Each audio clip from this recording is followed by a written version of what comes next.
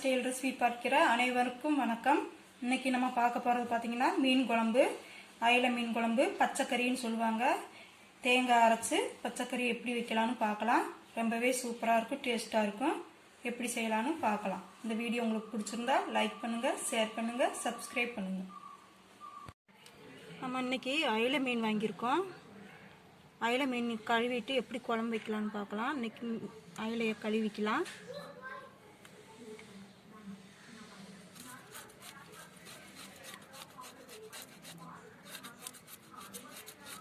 இதில் அதிகமாக செதும்பல் இருக்காது. இது கழுவுறது ஈஸி. இந்த மீன்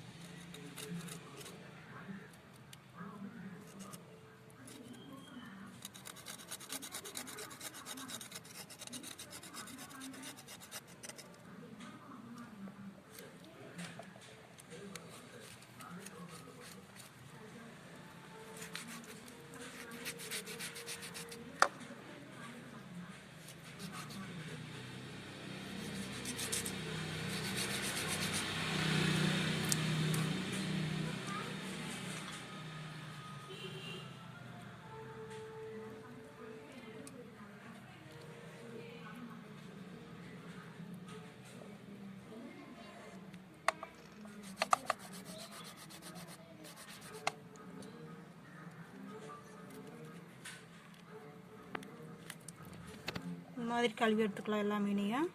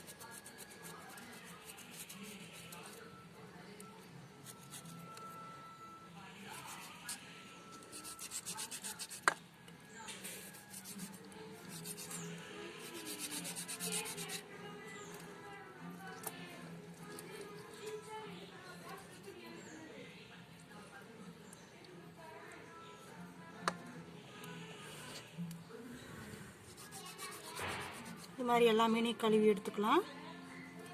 கழுவிட்டு காமிக்கிறேன் வீடியோ எப்படி பார்க்கலாம். குழம்பு மீன் பார்த்தீங்கன்னா நல்லா க்ளீன் பண்ணி வச்சுருக்கு. உப்பெல்லாம் போட்டு கழுவி வச்சுருக்கு. மீனுக்கு புளி ஊற வச்சுருக்கு. பார்த்தீங்கன்னா மீன் புளி, கொடை புளி ஊற வச்சுருக்கு. இது கழுவி எடுத்துக்கலாம். மீன் குழம்பு எப்படி வைக்கலான்னு பார்க்கலாம்.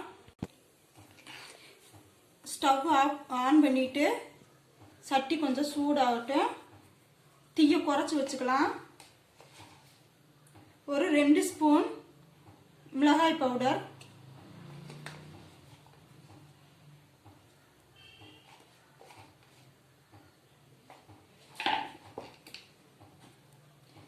இப்போ நம்ம ஸ்டவ் ஆஃப் பண்ணிக்கலாம். அந்த சூட்லேயே பொடியெல்லாம் சூடு பண்ணனா போதும். சட்டியோட சூட்டில் 2 ஸ்பூன் மல்லி பவுடர்,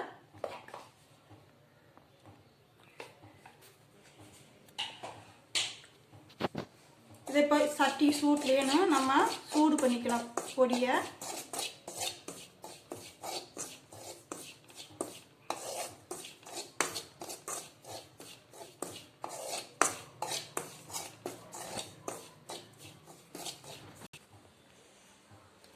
தேங்காய் பார்த்தீங்கன்னா அரை மூடி நல்லா பெரிய தேங்காய் எடுத்திருக்கேன். பெரிய தேங்காய் அரை மூடி எடுத்திருக்கேன்.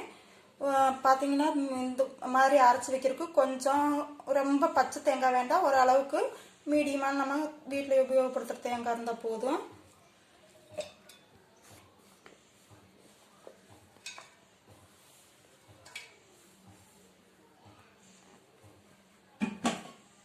இப்போ பொடி சூடு பண்ணி வச்சுருக்கோம் இல்லைங்களா, அதையும் சேர்த்துக்கலாம்.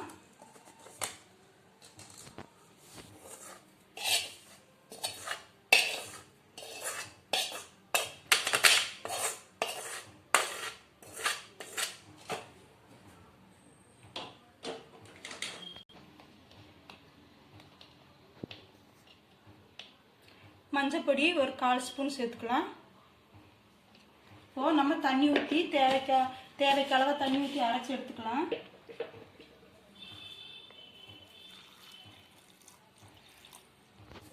இப்போது நல்லா நைஸாக அரைச்சி எடுத்துருக்கு. நம்ம அரிஞ்சு வச்சுருக்க வெங்காயத்தை இதோட சேர்த்துக்கலாம். சேர்த்துக்கிட்டு வெங்காயம் நல்லா அரைக்க வேண்டாம், 1-2 வெங்காயம் 1-2 அரையப்படுற மாதிரி அரைச்சி எடுத்துக்கலாம். இப்போ நம்ம அரைச்சி எடுத்து வச்சிருந்த இந்த மசாலா தேங்காவெல்லாம் இதோடு சேர்த்துக்கலாம். சட்டியில் ஊற்றிக்கலாம்.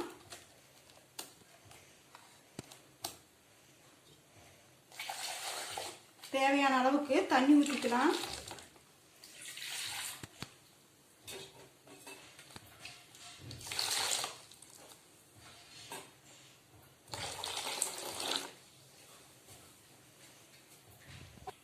இப்போ தேவையான அளவுக்கு உப்பு போட்டுக்கலாம்.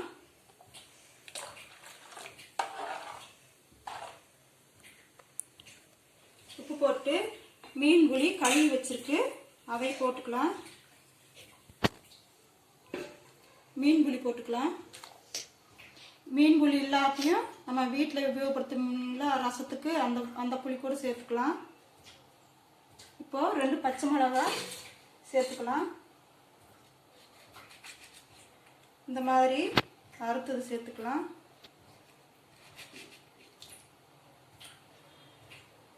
இப்போ நல்லா கொதிக்கிட்டு குழம்பு. இந்த குழம்புக்கு பேர் பச்சைக்கறி மீன், பச்சைக்கறி தேங்காய் அரைச்ச பச்சைக்கறின்னு சொல்லுவாங்க.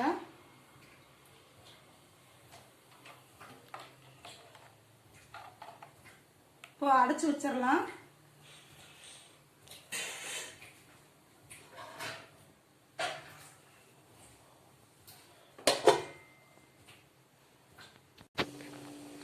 குழம்பு நல்லா கொதிக்குது.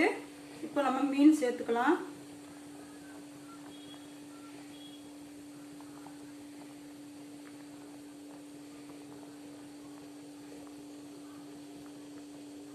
குழம்பு கொஞ்சம் காஞ்சதுக்கு அப்புறம் தான் மீன் சேர்க்கணும்.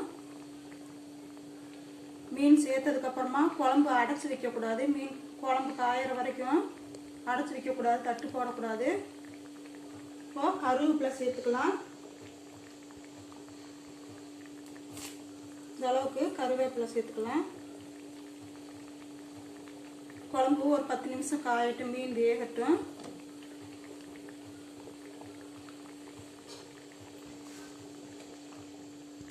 இடையில கிண்டி விடக்கூடாது, மீன் உடஞ்சிரும். ஸ்பூன் வச்சுக்கோங்க. மீன் குழம்பு வைக்கிறப்போ கரண்டி வச்சு கிண்டும் போது உடஞ்சிரும். இந்த மாதிரி ஸ்பூன் வச்சு தான் மீன் குழம்பு கிண்டி விடணும்.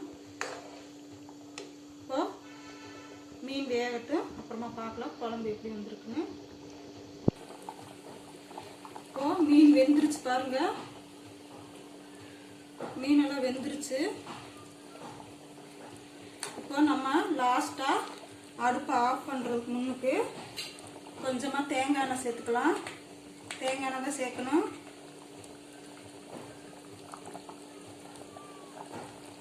ஒரு 2 ஸ்பூன் தேங்காய் எண்ணெய் சேர்த்துக்கலாம். இப்போ அடுப்பை ஆஃப் பண்ணிடலாம். அடுப்பை ஆஃப் பண்ணிட்டு இனி அடுப்பு போட்டு அடைச்சிடலாம். அவ்வளோதான், நம்மளுடைய மீன் குழம்பு ரெடி ஆயிருச்சு. இந்த மாதிரி நீங்களும் செஞ்சு பாருங்க, ரொம்பவே சூப்பராக இருக்கும். எல்லா மீனும் ஒரே மாதிரி வைக்கிறதுல ஒரு மீன் ஒரு மாதிரி வைக்கணும். இன்னும் அடுத்து மீன் குழம்பு இன்னும் எப்படி வைக்கணும்னு அடுத்தடுத்து வீடியோவில் சொல்கிறேன். இந்த வீடியோ உங்களுக்கு பிடிச்சிருந்தா லைக் பண்ணுங்கள், ஷேர் பண்ணுங்கள், சப்ஸ்கிரைப் பண்ணுங்கள். தெரிஞ்சவங்களுக்கு ஷேர் பண்ணி விடுங்க. சப்ஸ்கிரைப் பண்ணுறப்போ பக்கத்தில் பெல் பட்டன் வரும், அதையும் கிளிக் பண்ணுங்கள். இல்லைன்னா ஷேர் பண்ணனாலும் உங்களுக்கு வீடியோ வந்து சேராது. பெல் பட்டனையும் தொட்டு கொடுக்கணும். மறக்காமல் பெல் பட்டனை தொட்டு கொடுங்க.